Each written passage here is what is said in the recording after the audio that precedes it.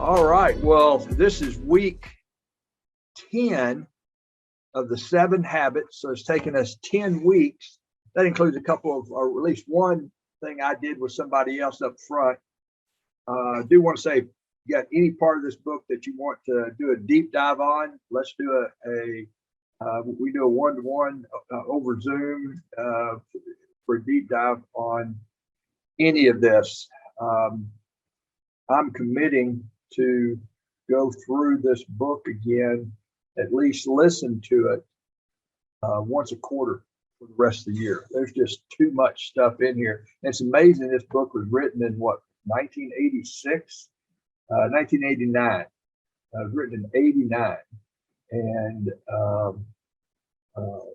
And so much of it is obviously be relevant, but even some things he's saying in this chapter about your social, what do you call it? Your social dimensions. So chapter 7, Sharpen the Saw. And so this is principles of a balanced self-renewal. The first 3 habits was all about a private victory. Habits 4, 5, and 6 were the public victory, meaning when you're with other people, whether it's family or coworkers, out networking, any type of anytime you're not just with yourself, it's talking about the public. And now this is the principles of balanced renewal, which is around all of that. And he breaks them down into 4 dimensions: physical, physical, social / emotional, spiritual, and mental. I like what he said here on page 345, that almost all the benefit of the exercise, lifting weights, almost all the benefit of exercise comes at the very end. He says, this is the guy talking to him, I'm trying to build strength, and that doesn't happen until the muscle fiber ruptures and the nerve fiber registers the pain. Then nature overcompensates. Within 48 hours, the fiber is stronger.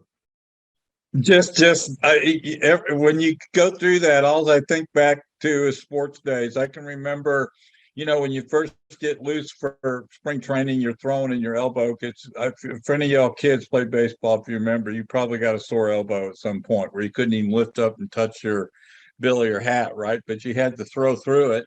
And I played in center field. There were games when my arm was dragging down on my feet and I had to cover it up so the people didn't take extra bases on me. But the fact of the matter is, that's how the body improves itself. You're absolutely right. That marathon attempt that I did, and my legs were such bad shape that week, I was really kind of concerned. But I'm running better since then. I've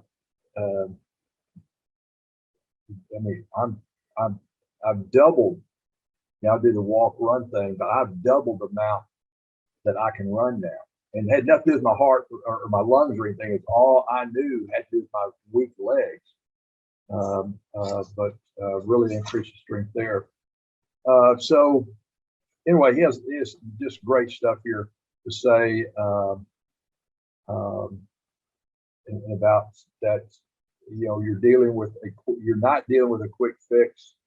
I'm improving yourself physically. You're dealing with the quadrant 2 activity, which is not urgent but important. It's activity that will bring phenomenal long-term results. Ask anyone who has done it consistently, little by little, your resting pulse rate will go down as your heart and oxygen processing system becomes more efficient. So, a lot of good stuff in there, about the flexibility and the strength. The spiritual dimension is your core, your center, your commitment to your value system. It's a private area of life and supremely important one. It draws upon the sources that inspire and uplift you and tie you to the timeless truths of all humanity. And people do it very, very differently. He says, I find renewal in daily prayerful meditation on the scriptures because they present my value system. As I read and meditate, I feel renewed, strengthened, centered, and recommitted to serve. Then he goes on immersion to great literature and music.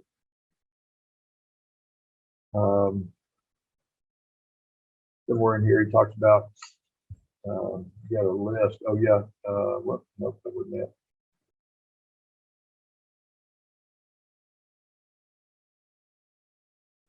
Anyway, somewhere I thought he had a list. Don't guess so.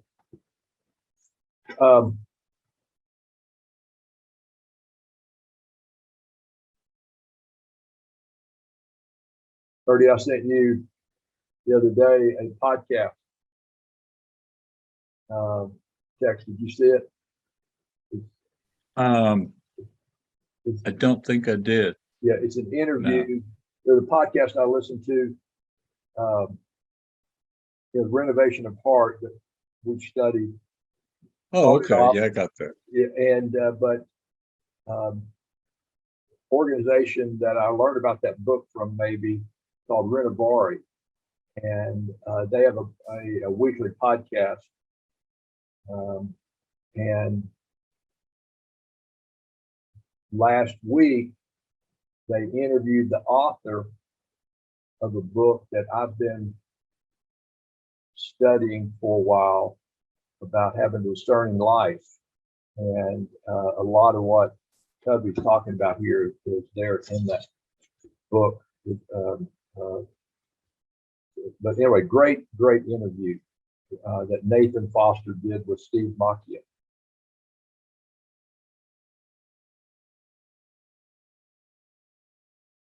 Yeah, I'll listen to that. Sorry about that. I haven't gotten to it. I will. Thank you for reminding me. So is the spiritual, I don't have my book in front of me. So is the spiritual just dealing with more of the attitude thing, or is it more into the real spiritual thing?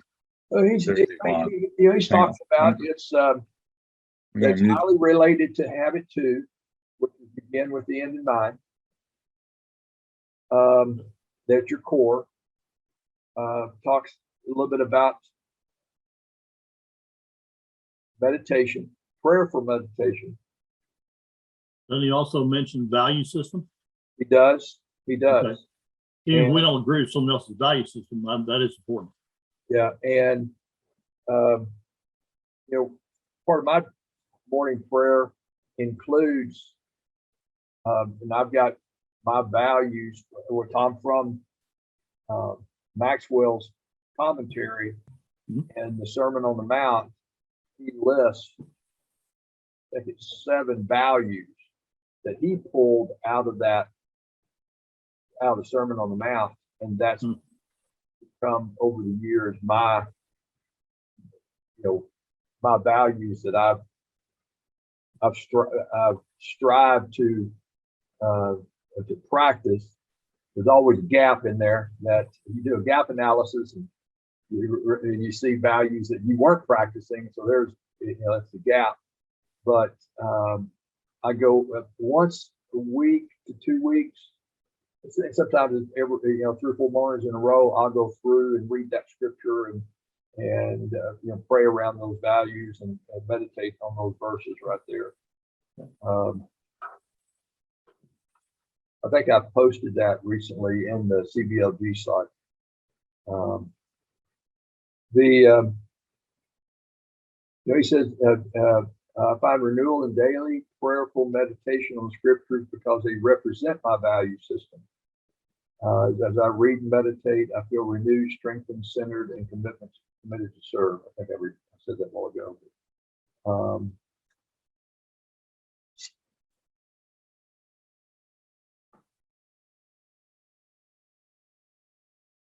So, Danny, what I have found to be a struggle with on the prayer thing is, remember when we did the Master 1 and we came up with our prayer for work?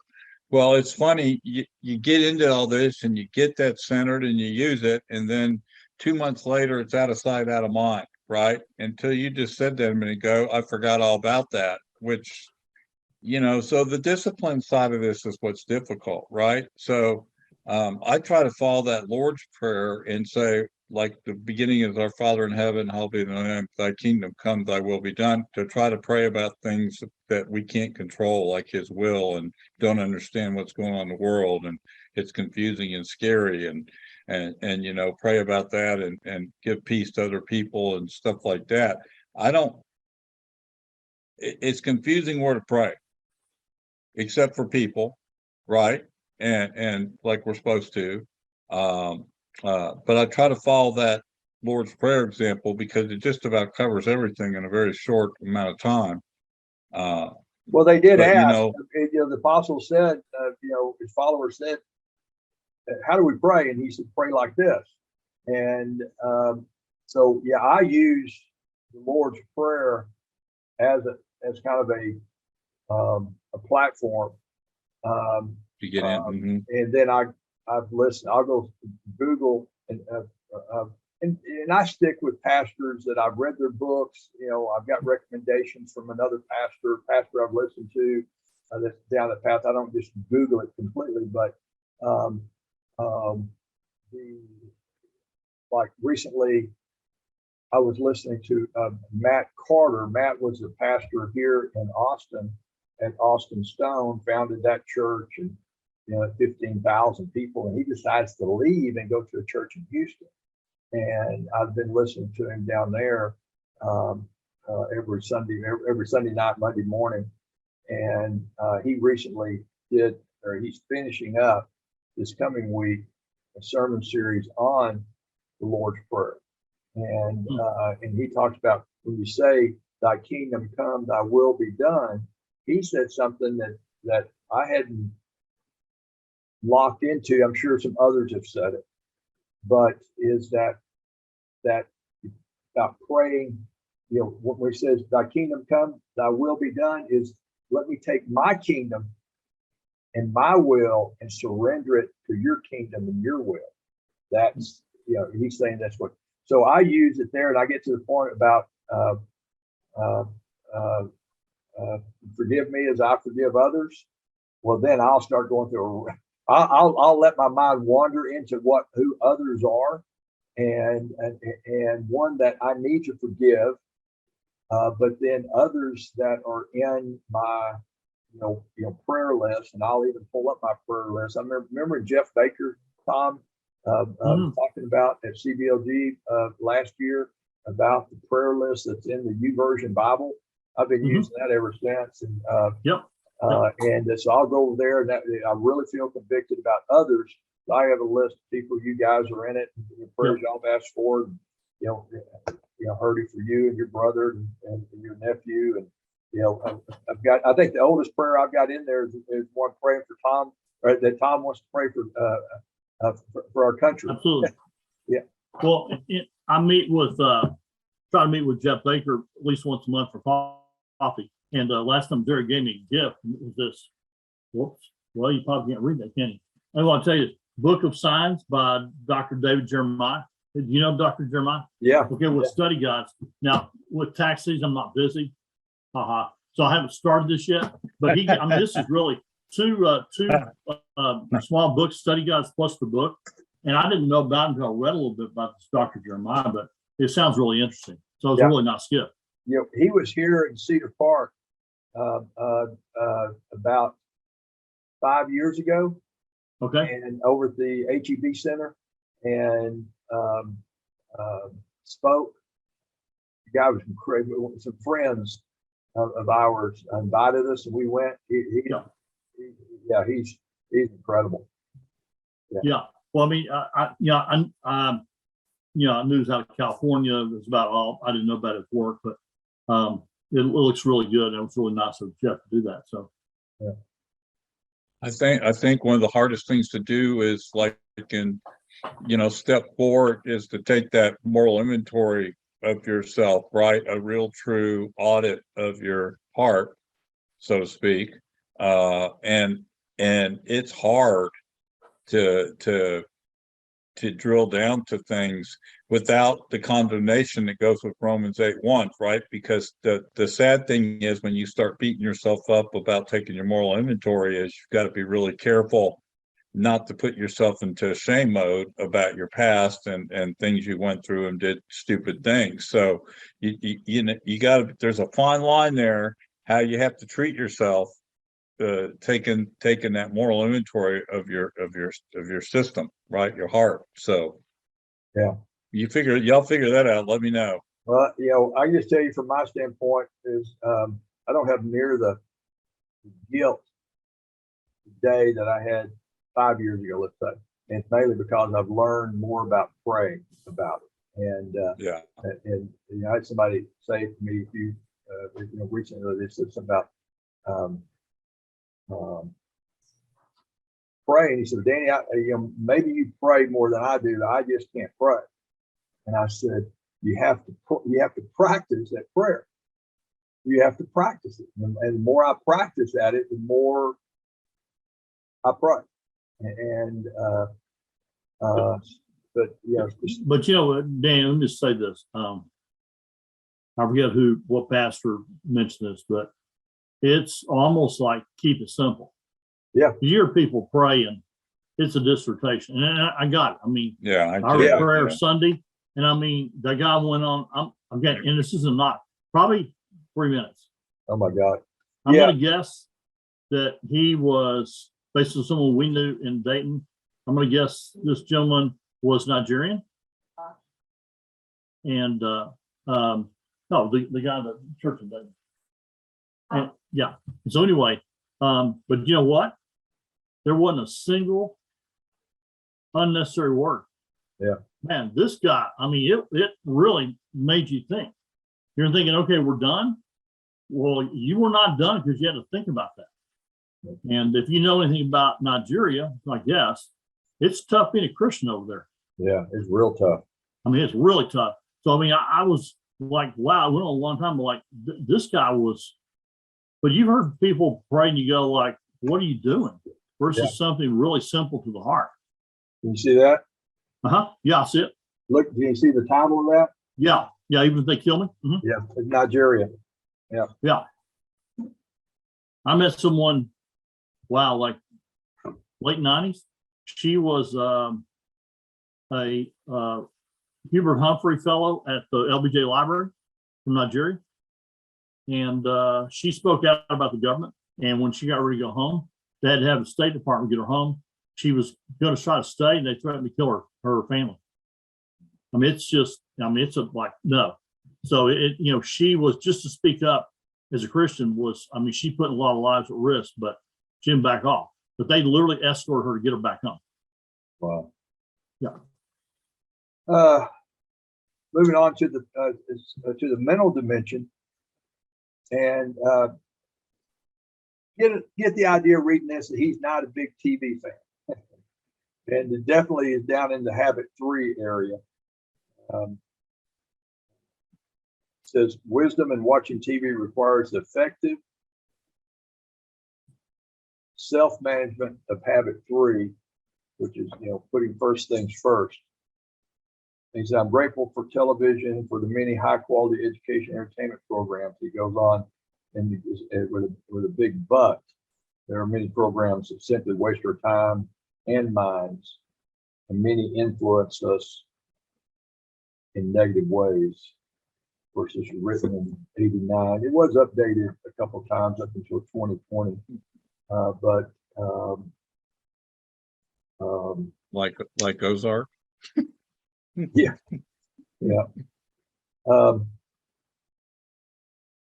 Can't help year, it. I love it.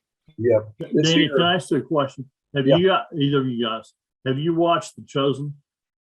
Yes. Absolutely. So, okay. So what do you think of it? I like it. I do too. It's historical fiction. Right. No, absolutely. Yeah. I mean, yeah. What do you think, Herdy? That is not new. I'm going to jump on something here. In 1979, Dallas Theological Seminary with some folks put together stories like that using verbatim biblical scriptures, and they were selling that program to churches. I can't remember the name of it. Oh, really? What I do like about The Chosen that is better than that original is that they don't actually make it look like nothing ever goes wrong, right? That people, that you get the impression that these people are really having to make hard decisions and they don't understand stuff, whereas that other one, you always understood it. Like Peter in The Chosen is amazing because he doesn't get anything. He gets nothing.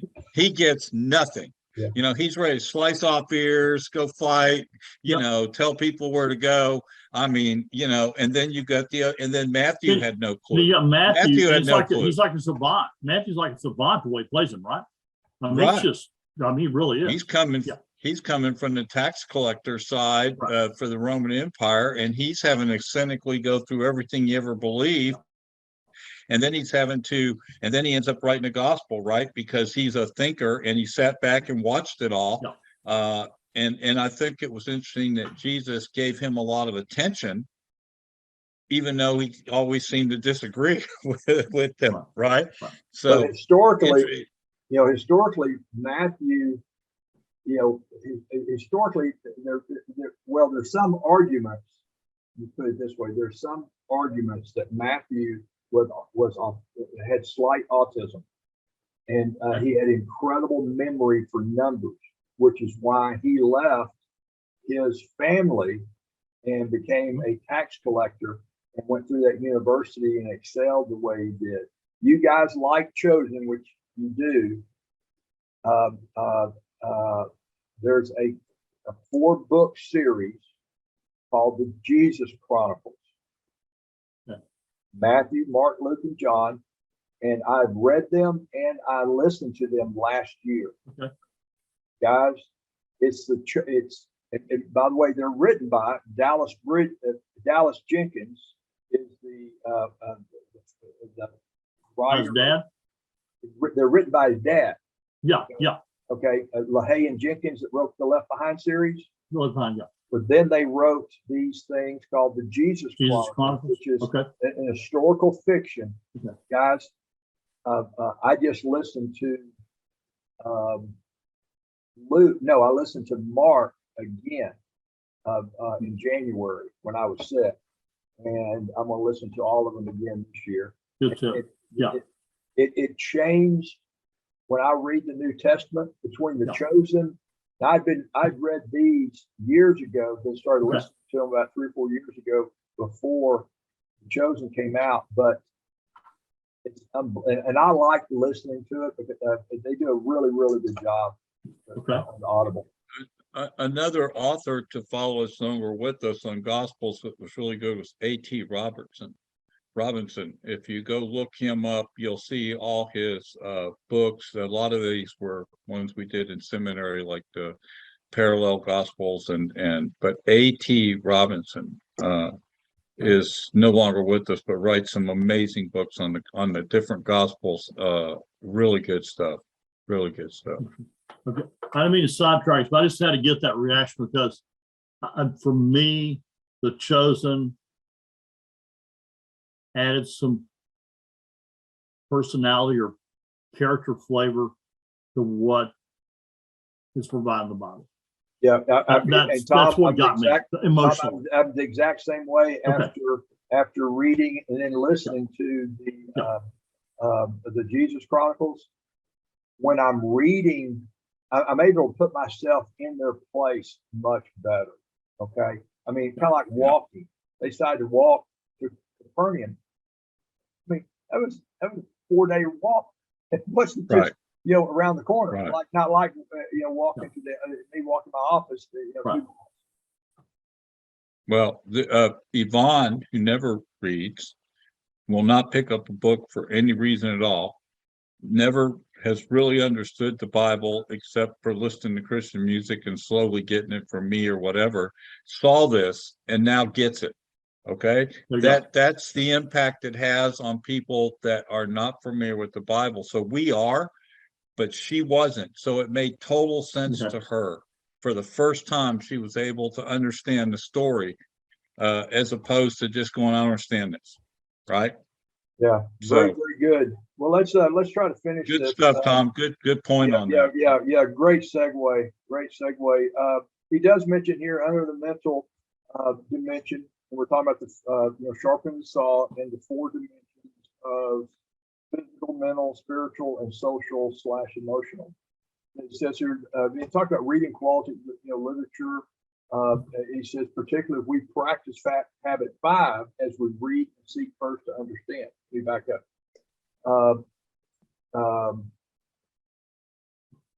Quality literature, and he gives a list, and other publications that expand our cultural awareness and current literature in various fields can expand our paradigms and sharpen our mental saw, particularly if we practice habit 5, which is first to understand, then to be understood, as we read and seek first to understand.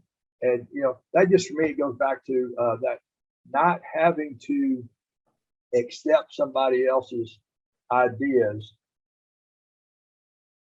It's just entertaining what other people have to say, and we do that all the time. And we watch shows that we don't agree with. There's things, there's this, blood and guts. There's other things we don't agree with, and we wouldn't do, but we watch it because it's entertaining. The same thing when we read things, is read it to entertain, to for the knowledge. He says if we use our own autobiography to make early judgments before we really understand what an author has to say, we limit the benefits of the reading experience. And C.S. Lewis had a lot to say about that. Aristotle said some stuff about that. It's not new, but I like the way he puts it here. And he goes on, organizing and planning represent other forms of mental renewal associated with habits 2 and 3. He says, sharpen the saw in the 3 first dimensionals, spiritual, physical, and mental, is a practice I call the daily private victory. I commend to you the simple practice of spending 1 hour a day, every day doing it, 1 hour a day for the rest of your life. And finally, the social emotional. Again, this was in 1989. I don't know what the first book said, and there's a couple of updates to it. Last one was 2020, but the social emotional dimensions of our lives are tied together because our emotional life is primarily, but not exclusively, developed out of and manifested in our relationships with others. And that's the truth. And what the social media now is doing. I don't think we had that term in 2020. Yeah, we did. In 20, it wasn't 2020, it was 2000 update. It was the term. Yeah, when social media. Social media didn't really start till 2004, 2005, MySpace. Well, and that's about the time the iPhone got released. So that really boosted it because you had it in your hand. Don't you think, Herdy? Yeah. I mean, yeah. So the real reason social media took off was because bandwidth was in the ground. Faster Wi-Fi and big broadband pipes were being stuck in the ground, so people could watch stuff on TV and blah blah blah. So yeah, it makes sense. But yeah, so social media. My concern about social media is where it's going. It's going to artificial intelligence, and it's putting people in a fantasy world of depending on how you accept things, right? So we have to be careful there. Well, I mean, awareness is a big factor, and we're aware. I mean, there's not 3 of us, 4 of us on here that aren't aware of it and paying attention to it. But kids today are trying to be virtual because they want to be hidden. Does that make any sense? Well, I mean, I know some people my age that are trying to be hidden. I think Right. There's a lot of it that's working together. He says here, it's interesting. I'm on page 351. Renewing our social emotional dimension does not take time in the same sense that renewing the other dimensions does. We can do it in our normal everyday interactions with other people, but it definitely requires exercise. we may have to push ourselves because many of us have not achieved the level of private victory, habits 1, 2, and 3, and the skills of public victory, habits 4, 5, and 6, become naturally to us in all interactions. They give a pretty good example there of that, and about practicing habit 4, moving into habit 5, and then finally moving to habit 6. He says that success in habits 4, 5, and 6 is not primarily a matter of intellect, it's primarily a matter of emotion. It's highly related to our sense of personal security. So, a thought process that I've had just now, my business is down, got a good team. I'm feeling the need to get out and do some more networking. But I don't want to. And I feel like after 2 years of, it wasn't so much COVID as it was we were busy for 2 years and weren't staffed right, had to work a lot of hours. In 2020, I averaged probably 12 hours a day, at least 5.5 days a week. And, well, Danny, let me ask this. I got the same question. So it's not networking. It's if you'll forgive me, it's the right networking. yeah, correct? that's what I'm Because you've trying. been there where they're just collecting business cards. Yeah. They're going to spam you till you die or until you shut off your ISP, right? Yeah. Whatever it is. And you're like, that's not what I'm looking for. No, and it's not. And I'm, and what I come out of, guys, I had not,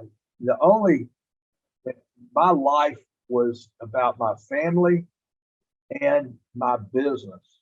That's the base of this hill from where I'm at. I had 120 employees in that building.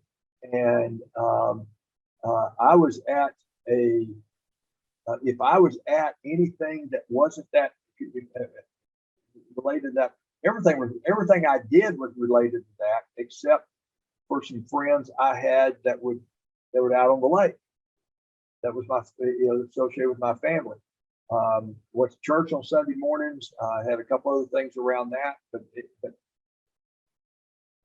I was at a mortgage bankers conference for 4 or 5 days, once a quarter, and a local luncheon once a month, on a committee or two. That association. So when I went back out on the streets and networking, I am a task-oriented extrovert. And so I'm a DC with an eye bent on certain things. And networking. You're a mess of what Okay, you now, are. now, You're a Danny, mess. Danny's a okay. mess. I'm gonna call you out. Okay. Those letters don't mean anything, man. Okay. Well- okay, I know they did you, but I'm saying to everyone else, like, okay, if you roll that off, the normal list are going to go. Yeah. Well, and what it is, What? Be careful. but you know what task oriented means? You know what extrovert means? Okay. Yeah. And so, And are you under stress or are you not? And then let's determine what you really are. right. And when I'm under stress, There you go. but I'm just saying, I'm yeah. still a task oriented. I am like going to a networking event this morning. I'm coming to Gridhorn tomorrow morning, and I'm already under stress about it. Okay. Okay. You're depressed about it? Well, I'm stressed and depressed. Okay. Well, heck, So, I'll Tom, buy what a is- coffee. It can't Tom, be that bad, Danny. Tom, I know Danny, so here's what you need to do. You need to meet him there, and he will be happy. I'll be there. Okay, here. Okay, Danny. As here's long my deal. as long as he has somebody he knows there, he'll be fine. Okay. He Okay. doesn't like walking Danny, in I the rooms. love He you, doesn't know man. anybody. Okay, but everybody in this room right now gets stuff done. Okay, we got to check that box. Now, here's a point. Okay, there are people there that go, I don't want it that way. They want it easy.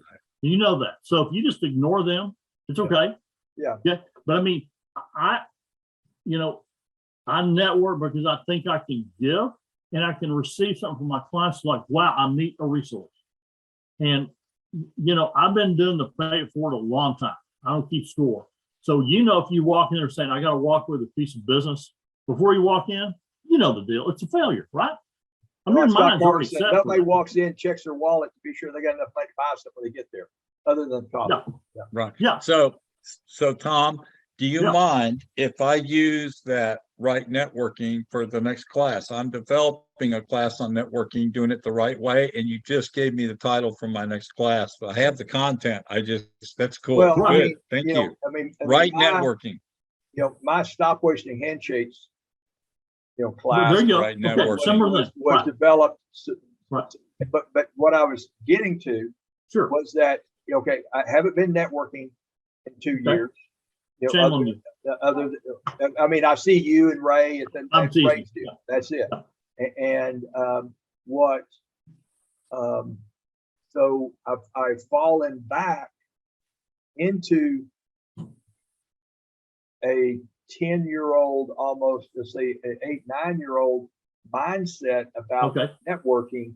And I've had to remind myself, like I went to one this morning, I had to remind myself in there, okay, I'm specifically looking for people that people that want to meet me. That's great. Okay. But my whole using the form, FORM, where you from, what do you do, blah, blah, blah, blah, and engaging them and letting them talk, engaging them in that conversation. Right. And listening. But, I'm looking for, primarily financial advisors. Okay. Okay. So I mean, I love that because you've got some kind of a course. I mean, not course. You have a target. It's legit, and you're not going to make some financial advisor give you any business that day. Yeah, you right. know that. I mean, we all know that. If they do, you're going to worry about them, right? I mean, Because they don't even know you, right? Yeah. I've got a Yeah. whole, I've looked at the people that give me business and, CPAs, but financial advisors, Jeff Kickle, I guess I have somebody call me about something about a mortgage or a future mortgage on a monthly basis for Jeff. And Jeff and Eric, and I'm doing a loan right now for one of their associates, but it's that person I can have the best conversation with as they're talking to people. So all through that process. And I mean, COVID, hopefully we learn from all the pain and all the change. I mean, it's kind of a reset. I don't think it'll ever go back to the old way 100%, which is okay. But just your awareness of, like this right here, your social emotional. I mean, you're not out there to just collect business cards or to have someone, call you. Yeah. It's really about being a resource. And so thank you for answering questions that I have at times. And I try to do the same thing because I just know that I can't predict who needs my service, but the person I meet already knows that person, and you know that. So it's like I just try to give out information, and they'll connect me if they can. Right, and if you go through that, you have a certain market that's attracted to you. Okay, right. We're all attracted to a certain market, but then Sure. but it's the whole 80-20. Principle. It's smaller. Yeah, it's probably 10-90. Yeah, exactly. Because we're attracted, like I tell loan officers, I know, and realtors, I know you're attracted to Westlake and Lakeway, but if your business is all coming from Leander and Liberty Hill, right? That business in Leander and Liberty Hill that's attracted to you, even though you're attracted to Lakeway, Westlake. Market attraction versus attraction to market. And go ahead, Hurdy. Well, I was just going to say, networking. I go to networking for one reason, to get business, but that to get business means I have to approach people in the right way over a period of time, and not just send them an email next day. But the fun thing I wanted to say was, my networking was successful because I always provided answers and information without any cost to people in those meetings. And I was willing to walk out with no business cards or one. I just wanted to let people know, hey, this is important for you to know, if and here's some great information to help your business, right? To me, that takes all the pressure off having to meet anybody. You just talk about what you do, and you answer those questions, and you get the information out there. That works for me. Now, it doesn't work for everybody. but I agree with you, Hardy. I mean, it's something I learned in consulting is that I walk in as a consultant into a company, no one reported to me. I couldn't make anybody do anything, right? But I could through influence. And that's what you're doing. I mean, you're offering them expertise. And some people will not take it. Thank you, God. Yeah. Right? Thank you for helping me. Because they don't want, they don't get it. Yeah. Right. Well, let's finish So this up, guys. Here to finish it up, and I would love that if anybody wants to circle back to any of this and talk about it as he finishes, he starts talking about scripting others. Doesn't sound, it sounds bad, but it's not. He ends that part of the book on scripting others, a couple pages, quoting Goff. Goff thought, treat a man as he is, and he will remain as he is. Treat a man as he can and should be, he will become as he can and should be. And he also said something, I've got it on my website, Danielle Smith, but he said something like that. Then he said, otherwise, it's just pure entertainment. Otherwise, you're just pure entertainment. It's a little bit different, but it's a really, really good quote. Then about balance in renewal. The self-renewal process must include balance renewal in all four dimensions for nature. Already come back to what you said about the discipline a while ago. Some point we're going to go through the book, if you choose to, with Atomic Habits. I've been going through that and learned a whole lot about habits there. But I have so many reminders that pop up that is sometimes kind of stupid. And then one reason I have that book blog, every book that goes on that blog is so I can go back and I review it every once in a while. And it's kind of like looking at my bookshelves here behind me or in my office at home. I can look at those books and it's kind of like I'm going down memory trail, and I start remembering what I was doing at that time and such. Then he talks about go ahead. So I was going to say, so Danny's comfort food. Have y'all figured this out yet? It's his book. What have you been reading? Okay, so mine's chocolate, but his is his books, and so the cool thing is that is that if he had a boat still and there was a lake nearby and he didn't have to worry about money and he didn't have to worry about anything, he would sit on that boat all day long, couple of friends, right, occasionally, and he'd read all day long. Am I correct? Well, we did some of that. Well, not so much reading. Y'all would See, get out there. I told you he There would. you He that's what he loves to do, and so that's you're why I telling love to secrets, talk Curtis. about There you this stuff. So that is your network. Your information that you provide is your network. Yeah. You're the master of that. Absolutely. Absolutely. So he finishes up here talking about balance and renewal, synergy and renewal, the upward spiral. Renewal is the principle, the process that empowers us to move on an upward spiral of growth and change, a continuous improvement. Really good applications here. You've got this little spiral thing here. Means nothing. The upward spiral: learn, commit, do, learn, commit, do, learn, commit, do, learn, commit. And I don't remember seeing this before until I picked this book up this time around. And then he finishes up the book actually with Inside Out again. I don't know if this was in the original book. I don't remember it. I think it probably was. It says, I believe that correct principles are natural laws and that God, the creator and father of all of us, is the source of them and also the source of our conscience. I believe that to the degree people live by this inspired conscience, they will grow to fulfill their natures. To the degree that they will not rise above the animal plane.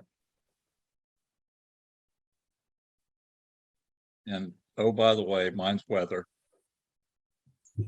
Heard you got so excited with those tornadoes going on down here last week.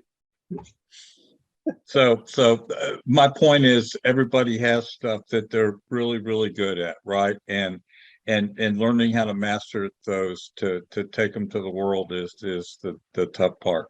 So I have a lot to edit out of this, especially me this week. So I'll get rid of. No, leave it all in. Leave it all in. Snark remark. Now, why don't you clue us in before we get off about what starts on April the 5th, because we can put this on the end of this podcast. Yeah, I'm going to send out an email. I've got it teed up here. I think I'll do it here in a few minutes, but we're going to go through the book, the Checklist Manifesto.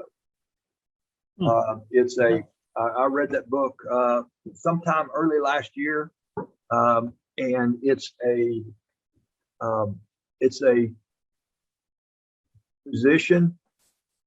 I think he's an emergency room specialist that went and studied checklist and went to Boeing and spent a lot of time at Boeing aircraft and studied their checklist that they have and how that came about, that they have the system they have now because of a couple of plane crashes, and then how he took using checklist into the operating room, got funded in maybe 24 hospitals around the world to use this checklist and go through. It's a really good read, pretty quick. I assume we'll go through it no more than 4 weeks for sure. And I've always been a big policy and procedure and checklist type person. And since I think it was last year, not year before last, I read the book. I'll have to look, but I have, I had to do, when I started that company down at the bottom of this hill, we had about one wall had 12 tall filing cabinets and on it, and where they were lateral filing cabinets. And we had all these manuals up there, and I had every department, every section of a department had a manual up there, and it was our policy procedure library. And I started, we just put manual up there with the name on the manual, had it printed on the edge, the binder, and then it had they were empty. And the manager, if you were manager of that department, your job was, one of your duties was to fill that with policy procedure. And we had some of the best policy procedures. I mean, we had our yearly audit come in, accounting firm, auditors, what that means. Yeah. They were blown away, about all of our policy and procedures. If I had to do all over again, I wouldn't have anything but checklists. Yeah. And after reading this, after going through this book, so I already saw that. I think on my website, or I posted something about it, and he asked if we could go through that book. So that's why we're going through that book.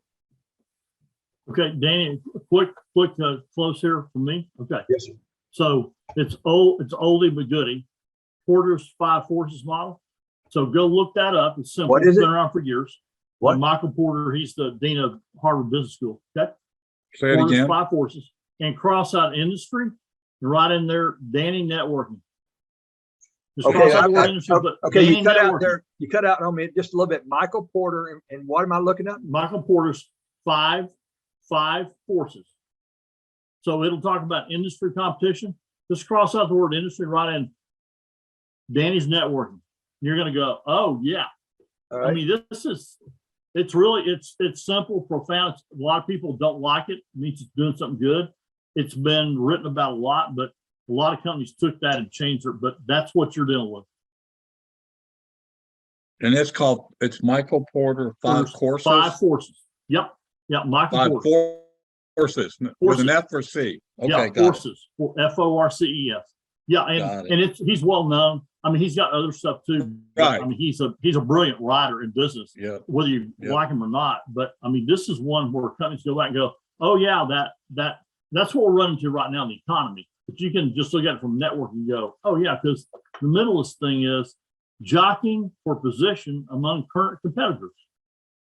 That's one of those, like, all this input, so you're looking for the right networking opportunity. So maybe it'll help, because it's simple to understand, but it's kind of profound, like reading,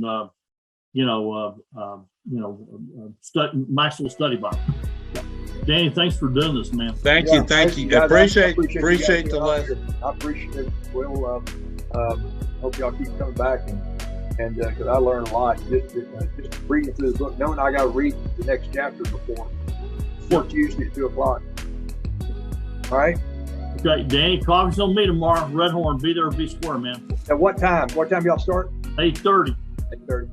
I'll be there. That's a good meeting. That's a good at place to the go. new Red Horn, not the old one. At the new Right. one. Right. Okay. Yeah. Okay. Yeah, y'all I'll have a see you. good day. Thank you. Good to see Have a you good one. guys. Thanks for the advice on the tax thing. I'll jump on that. Thank No you. problem.